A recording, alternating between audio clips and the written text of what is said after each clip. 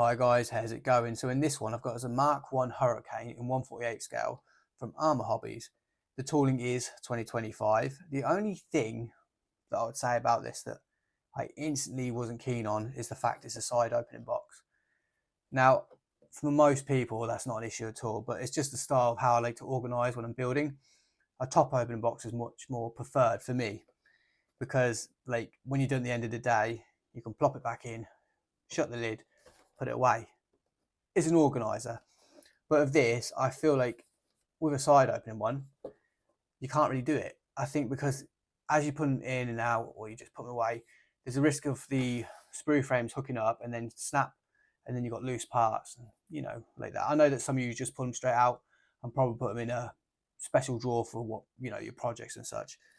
The thing I do like though is the back to show you the schemes. Very clear and clean. I do like that.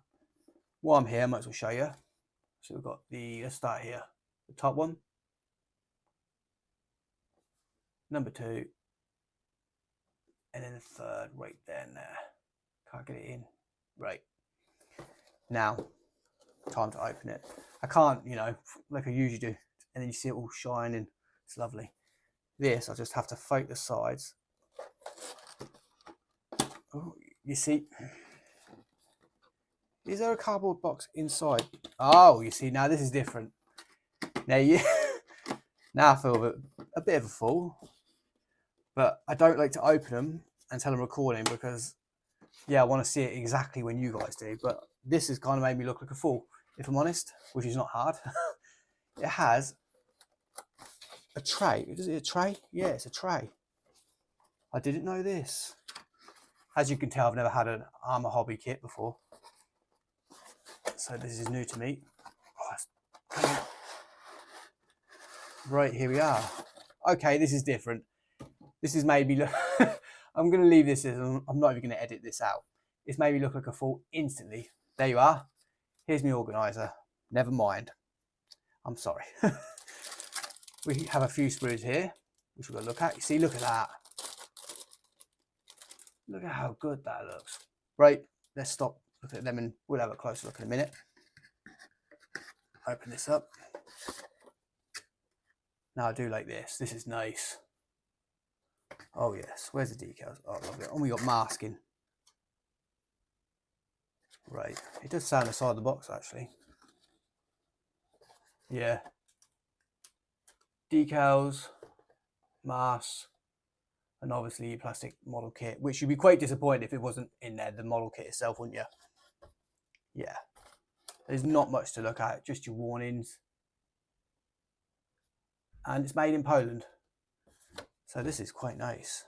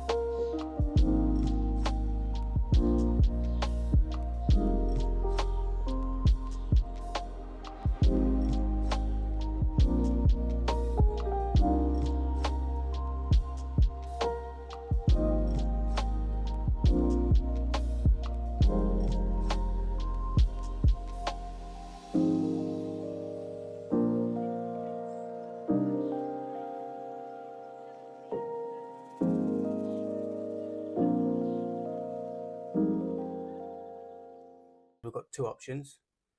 The only difference I really notice is the right is slightly narrower than the left. There's a slight scratch mark on number 1. Now originally I did think it was some sort of fluff, so I tried to, you know, blow it away, but it didn't go anywhere. And then I looked at it closer and it is unfortunately a slight scratch mark. These need a little clean up, but they're not too bad. They're quite nice. The windows, like the frame is quite thick, so that's good quality. They don't seem too bad at all, really. There really isn't much to talk about. I will get the Mk1 set, but before I do that, I'll just flip it over to show you this side. And then let's proceed. Here we go. There's no real distortion really, which is quite nice. We'll go to the second option. Again, no real distortion. Is it? Can we see that?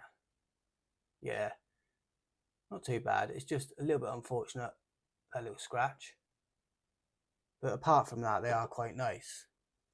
And the bonus, which you guys already seen when we looked at the opening of the box, we have our masking set that comes with it. Our two options. And these bits, quite nice. I hope you can see it. But yeah, that's not too bad at all really. So let's move on. As standard, we have a little bit of a warning on top here. And then we go down and we've got the history of the aircraft. So if you guys want to read this in your own time, hit that pause button. I'll hold it there for a sec. There we go. And then we go down a bit again and we have what's inside, basically the kit, the contents of what's inside there. We have a QR code, 3D download 3D files for accessories printing, and then the business end, which is the paints we're going to need for this kit. We have quite a nice selection actually of paints or brands of paints. Now some like model companies will do like 2 and then you have to go do the research yourself, but with these we've got quite a nice lot. I mean, the ones that I will probably go to are Vallejo and Ammo, maybe Tamiya, but that's about it. The rest I'm not really familiar with. And then right at the bottom we have the symbols we're going to need to memorize as we go through the build. The one thing I will say is the book itself, the instruction book, is quite sturdy. It's not like a cheap paper or anything. It's not going to rip on you over time, so you can take your time because not everybody can build in a week. Now we start off with what? No, not the cockpit this time. This looks like, yeah, this is going to be underneath the airplane itself, give it that detail. So I'll just give you a look there. And then we go down to step 3 and 4, building it up. I don't know why they've highlighted this bit as brass, because what would be good if they highlighted all of it so we knew exactly what colours to go where, especially if you're not clued up on exactly what the aircraft looks like. And I'm definitely one of those people, because I do like making like building models, but I'm not the most clued in with every detail about aircraft, if I'm honest. I'm like an enthusiast with aircraft, but only recently in a couple of years got into it, so I'm still learning. Now with 5 and 6 we've got the cockpit seat. Again, we have decals that are going to go on there. Now I do prefer this to photo etching, because who wants to wrestle really thin bits of metal? I know that photo etching looks better when it's done properly, but for some people like me and others who are not the most professional of model builders, this is less scary with the decals. Moving over to step 7. You see that bit earlier we did? There it goes, in between the wings. Well, this one looks to appear to be the bottom half. And now we have the top half going on. Still no cockpit yet, but now here we go. And there, look, doing the sidewalls and all that. It does look good. A decal again going there. What is this bit? This is called a rud, I think. A rad, yeah. And then we have some buttons and such like that. And then we've got to do this bit with step 10. Get them in no side. So we're building up the cockpit, and then we're going to obviously go over that with the fuselage. Right. It does say we have to paint that wood, that rad bit. Over to the next one. Step 11. See, we're still continuing to build up that cockpit area. And then we have our little lever bit there. And yeah, the control stick, should I say. Coming down again, still going. Back underneath the plane, adding some extra detail. Then on the fuselage part, we're starting to add that again. More decals coming for obviously the instrument panel. I don't always do that, but I might do if I feel in the mood for it and I feel confident enough to put the decals in, because sometimes they don't always sit properly on that control panel, all the grooves and bumps and such. There we go. Cut for pieces, better for fit. Okay. And then we come down again, and then look, this is different because the instrument panel goes into the side of the fuselage, but doesn't sit with the rest of it. So I guess you've really got to line it up. But being Arma Hobbies, I'm assuming the engineering of their kits is probably A1 premium. And then a nice little bit of detail here with the 16, just explaining exactly what you got to do. What we got: remove a fragment of the nose part of the fuselage, and it's highlighted in red. So we've got to remove these bits, I guess. Yeah, put that for G19 in. And then we come down to step 21 and step 22. Again, removing bits here. Oh, so we have to, yeah, so for this, we've got to, if you want the closed canopy, we've got to remove these side bits for the closed one. And I'll probably be doing that anyway, because I don't know, will I have it closed? All right, I'm not sure yet. I'll decide on the day. And then for all markings, optional, remove vents. Over to step 23 and 24, we've got the radiator. For marking options 1, 3 and 4, cut the corner of the part of A65 as on the drawing. Just there. And then we proceed to 25 and 26. We're doing the rear wings, the tail wing, shall I say. It's been a while. And then moving down to step 27 and 28. We're getting ready for the landing gear. And what else are we doing? Yeah, the rear wheel and such. I'm having a brain fart at the moment. Step 29, step 30. We proceed building up the a little bit of fuselage with 32. 29 and 30, we're doing the landing gears. 31, that's what it should look like. Add a little bit of the extras underneath. Hope you guys are getting a good look at this.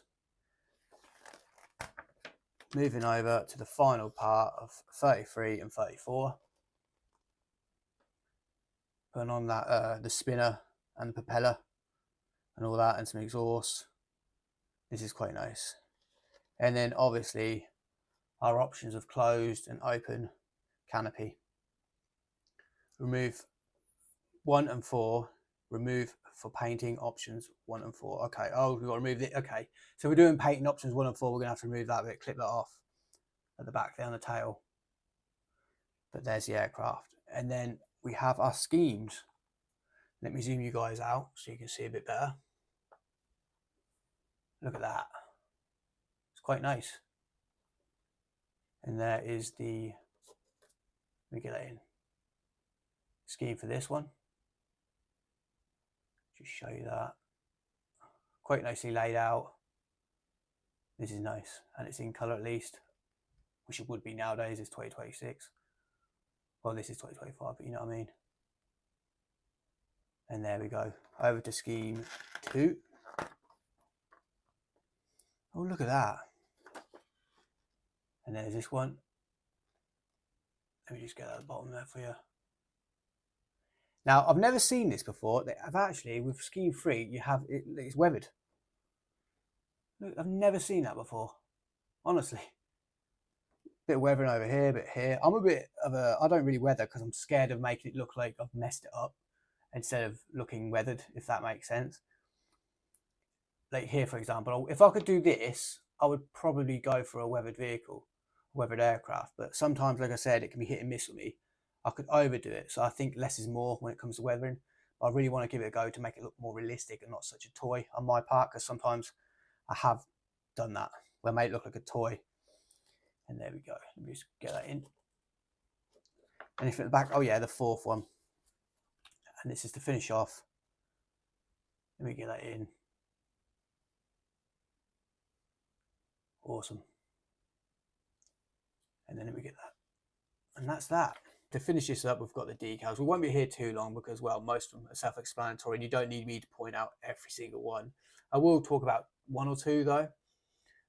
With C1, the instrument panel, this is transparent. And you know where I said when we was looking at instructions, how I don't like to always do the decals on the instrument panel.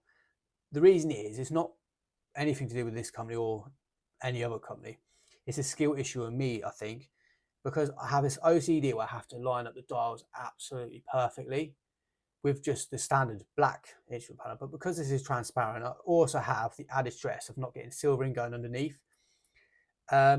So this is why I sometimes hesitate to put them on. I do, and I have done, and they've gone perfect sometimes, but not always. And if they do go funny, it bugs, it ruins the cockpit of the model that I'm doing. So sometimes I just like to completely cut this out and play it safe, paint it, a little bit of weathering, like dry brushing over the instrument panel, and I just skip this. But like I said, skill issue. Over here we have C7 and C6 with seat belts or buckles, whatever. They're quite nice. Now, I did mention that I do like the fact that we get decals and not photo etching. Again, probably and more than likely a skill issue in me. I think it's just, I have less stress when I do this. As long as I don't rip them, to be honest, they're fine. Like, I'll just put some decal fix and just keep hammering away and melting them until they conform to the seat themselves. But yeah, it's just a stress issue with me. I think it's just, sometimes you just want to build and you don't want to have to fight pieces of metal, I guess. So let me just get that in shot so you guys can hit that pause button, have a look at your own time without me waffling. And again with this one, without me waffling. And there we go. And the decals themselves, there isn't much grime. Well, you can see there on number 9, the roundel, and there is a bit of it, but I've never had an issue when they have that with any kit. I honestly think it's this. When this is on top and it's like in transport, it's dampness, because sometimes you'll get like that little bit of resistance where it's coming off. You know, that little noise where it's peeling a bit, it's a little bit stuck. But it doesn't really hinder the model at all for me personally. Yeah, but the only reason I really bring it up, because people say, why are you bringing it up then? It's just, if I say they're perfect, somebody's going to say, and you know it's YouTube, well, why didn't you bring it up? So I think I've just beaten them to the catch, if you know what I mean. But apart from that, the kit is quite nice, to be honest. The grey sprue frames were really nice. There was no flash. The level of detail, the recess panel lines, the rivets, fantastic. The instructions were excellent. Like, nice booklet. It's not like that awful, like that paper, you know, the one that's like cheap. This feels really nice. It's going to last the build, and you can be a bit rough with it. The clear parts did have, like I said, a minor scratch, but again, not really going to hinder the model, to be honest. I'm not that bad with them, only instrument panels. And it gets its own masking set. And I think as a whole, the kit as itself is really nice. Now, I did have a gripe at first with the side opening of the box, because I do like to work in the tray. But as we saw in the beginning, I got instantly made a fool. And yeah, I don't know. But apart from that, the kit is fantastic. So that is that's all of it in total. So thank you for watching, and I'll see you guys in the next one.